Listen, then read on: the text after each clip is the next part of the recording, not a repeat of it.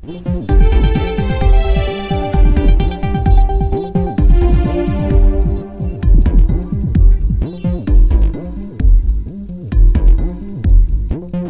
મિત્રો, hello news Gujarati યુટ્યુબમાં ફરીવાર તમારું સ્વાગત છે મિત્રો। હાલ આવી ખૂબ જ મોટી ખબર, જ્યાં મિત્રો કામના પ્રેશરથી રોબોટે કરી આત્મહત્યા।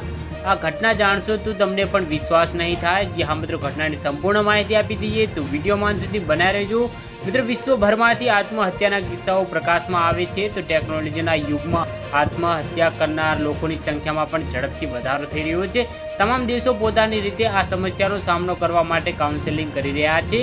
તેમને દવાઓ દ્વારા સારવાર પણ આપવામાં આવી રહી છે, પરંતુ હવે આત્મહત્યાનો એક કિસ્સો સામે આવ્યો છે જેને બધાને ચોંકાવી દીધા છે મિત્રો। આ પ્રકારનો આ પ્રથમ કેસ હોવાનું માનવામાં આવે છે। આ મામલે સાઉથ કોરિયામાંથી સામે આવ્યા છે।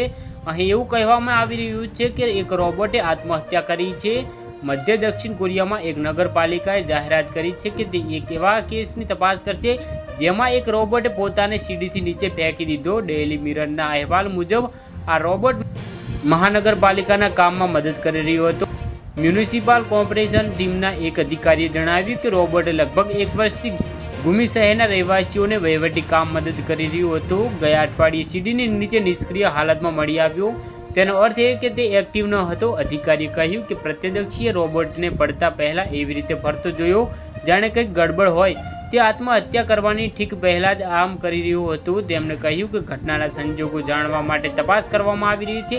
અધિકારીએ વધુમાં કહ્યું કે રોબોટના ભાગોને એકત્ર કરવામાં આવ્યા છે અને તેને ડિઝાઇન કરનાર કંપની તેનું વિશ્લેષણ કરશે।